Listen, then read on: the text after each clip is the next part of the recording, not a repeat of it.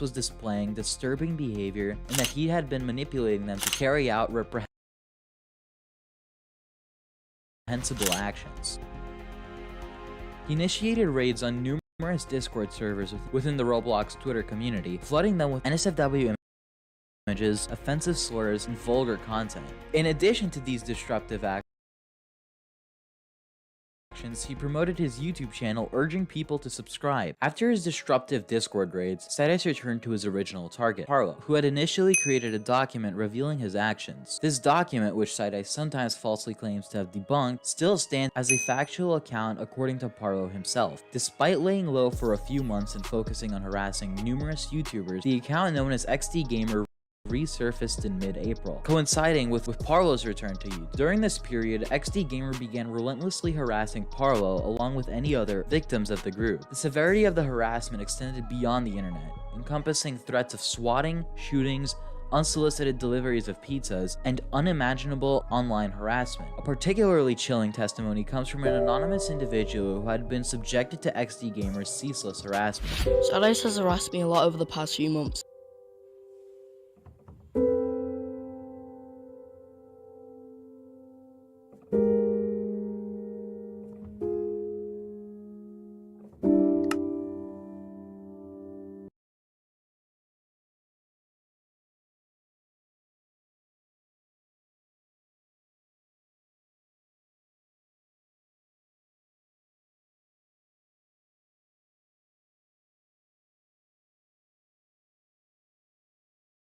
On multiple occasions, he threatened to release my private information online. They also contacted my school, attempting to ruin my life by lying about me, claiming that I'm a pedo. This ruined my life and forced me off the internet for safety. The emerging details paint a compelling picture of Side-Eye's deep involvement in the activities of XD Gamer. The fact that certain information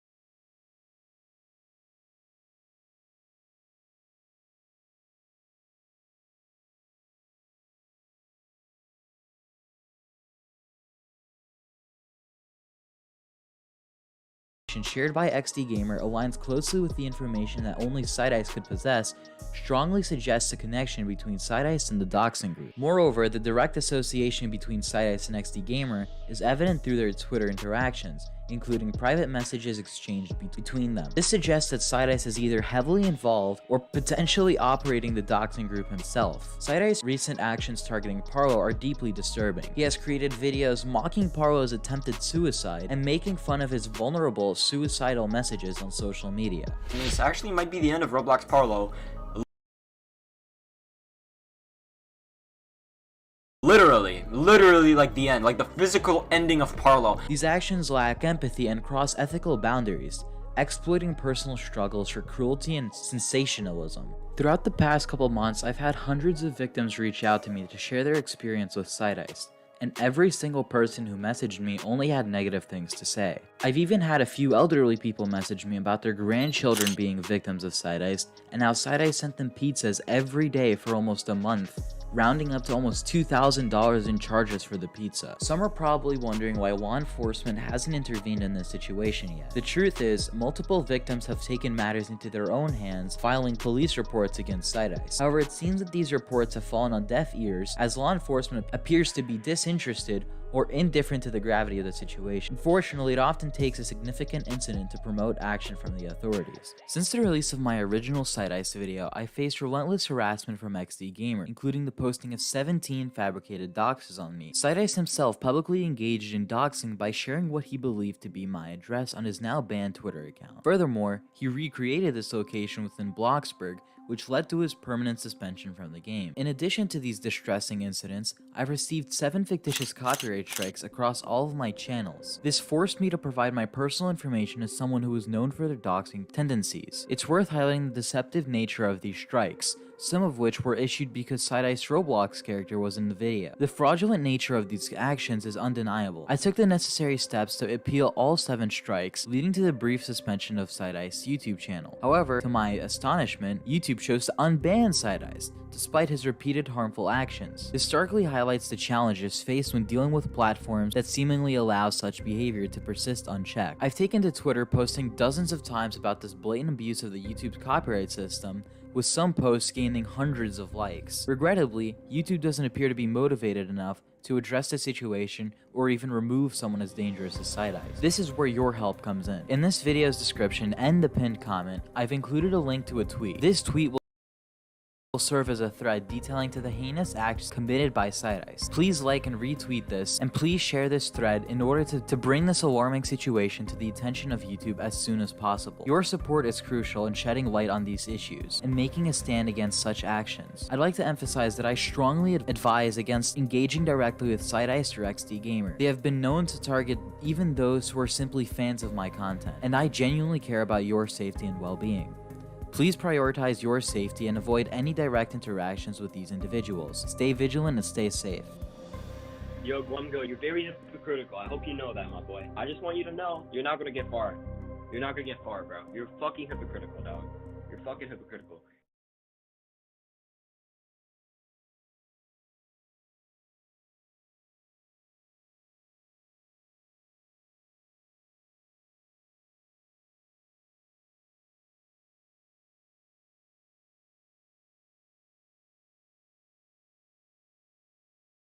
Good evening. I don't know about you, but I've always found that one of the most important things in a game is its atmosphere. Atmosphere is incredibly important. The tone and world of a game is usually what sticks with the player long after they've beaten it, much more so than its clunky inventory mechanics or reload animations. And in my experience, a good atmosphere can keep me playing an otherwise deeply flawed game, even if I'm not actually having that much fun. Now, when most people think of atmosphere in a game, they probably think of something like Fallout, Resident Evil, or even Silent Hill. But I personally think that one of the most fascinating atmospheres in any game is actually that of Gmod.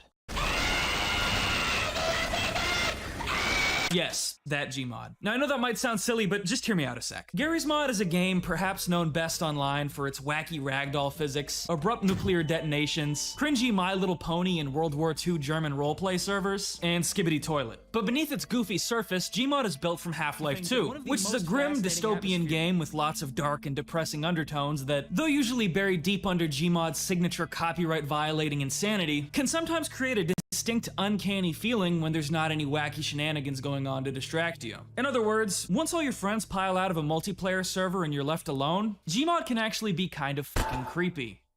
Take for instance GM Construct, one of the most iconic sandbox levels in all of gaming. I'm sure you've seen countless memes of this place by now. It's one of the only 2 levels Gary's mod comes with on its own if you haven't got any mods or other games installed, and its green grass and bright blue sky are so picturesque that the map almost feels like a crude crayon drawing made by a kindergartner or something. Construct has served as the backdrop of countless people's childhoods over the last 15 or so years, and I'm sure many watching have warm, cozy memories of time spent goofing around here with friends when we were all younger. But take the map to a single-player lobby with no mods installed, and with nothing distracting you from just taking in this abstract industrial environment, something quickly becomes obvious. This place is otherworldly. Its layout doesn't make any sense. It doesn't actually feel like or resemble any places that exist in the real world, and there's even some areas like this dark room that a lot of people have long considered to just be flat out creepy. The existential dread that humans experience in empty public transit areas, stores, and yes, even video game servers, is a phenomenon that the internet has become acutely aware of in recent years, inspiring endless discussions about liminal spaces and canopsia, defined as the eerie atmosphere of a place that is usually bustling with people but is now abandoned. As of late, a lot of people have started getting extremely tired of hearing about this, since the internet hasn't really shut up about it since it first became popular. But what if I told you that GM Construct didn't become iconic as one of the most unintentionally creepy video game levels ever, just because of little kids on Roblox doing next spot chases? What if I told you that it hasn't just been everyone's paranoia, that there is in fact something sinister hiding in GM Construct, and that the level's creepiness actually runs a lot deeper than anybody realizes?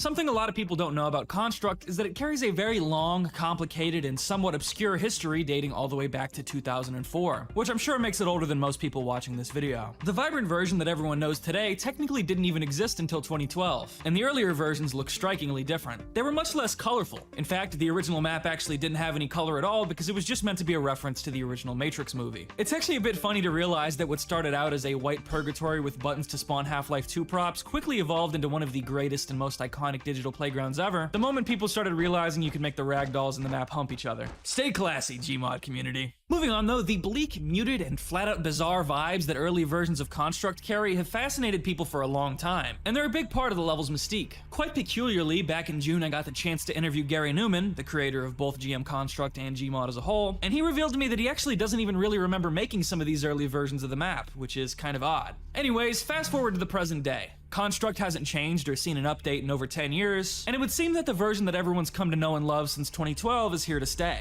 However, on July 21st, 2021, a mysterious add-on abruptly appeared on the Gary's Mod Workshop simply labeled GM Construct 13 Beta, and it immediately started catching people's eyes for a number of reasons. It was posted by 2 users named Zalaulau and Zarzo, and being 172 megabytes, the add-on was suspiciously large given that it claimed to only contain a single level. So, what the hell is Construct 13 Beta? Well, here's what the author had to say in the description of the upload. This is the current GM Construct with almost all the removed features ported back from the Gmod 13 beta period. In 2012, I was following GM Construct 13 progress, testing, saving links, and at that time I even ended up getting and publishing an unmodified version of the map to preserve history. Unfortunately, I never liked that some content was removed, and now, 9 years later, I finally decided to get my hands dirty and do something about it. Obviously, I needed a little artistic freedom to blend all the pieces together naturally, since we have many unfinished or unrefined parts mixed with map resizes, but I didn't leave important features out. Each version got carefully looked at, and even the doubtful things are back. I also took the liberty of integrating some improvements. This description seems to call back to a somewhat obscure piece of authentic Gmod history. The fact that the modern version of Construct we know today was actually built using suggestions from the now defunct Facepunch forums. Basically, the developers of Gmod wanted to know what players wanted to see in a new version of Construct, and took community feedback via a forum thread to try out various different ideas and concepts. Having a look at the screenshots on the Construct 13 beta page, the uploader's claim checks out, and they've even included a few extra links showing proof that they really were members of the Gmod community back in the day. So, based on that, it certainly looks like this map is nothing more than an edit of Construct that restores a bunch of ideas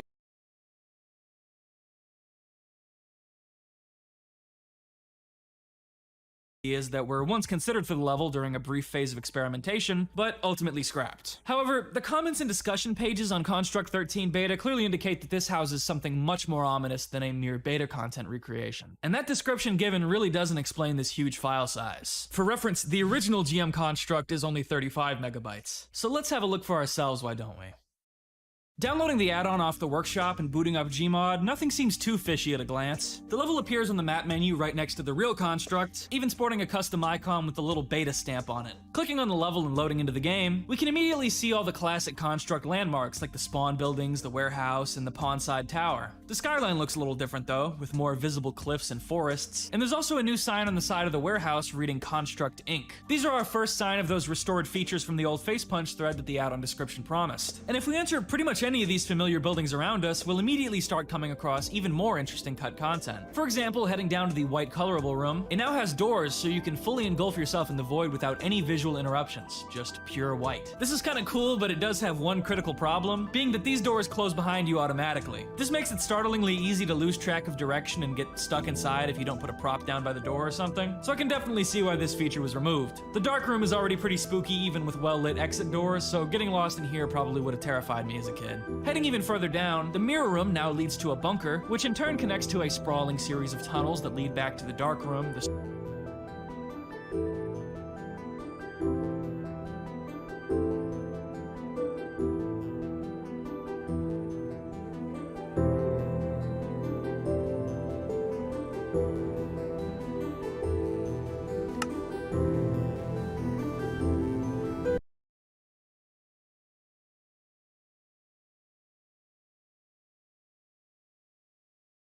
Spawn room, and even a new area funneling into the lake. Looking at the original forum thread, this was apparently meant for building submarines, which is a novel idea, but let's be real here, ain't nobody building submarines in this game, man. You ever build a fucking submarine in Gmod? I haven't, and look at how long I've played this game, so clearly nobody's gonna fucking use that. The tunnels also connect to that lakeside building, which instead of being completely hollow and dark like we've come to expect, now has much more welcoming lighting and winding stairs that lead all the way to the rooftop. This is actually pleasant. The other apartment building has a ladder leading up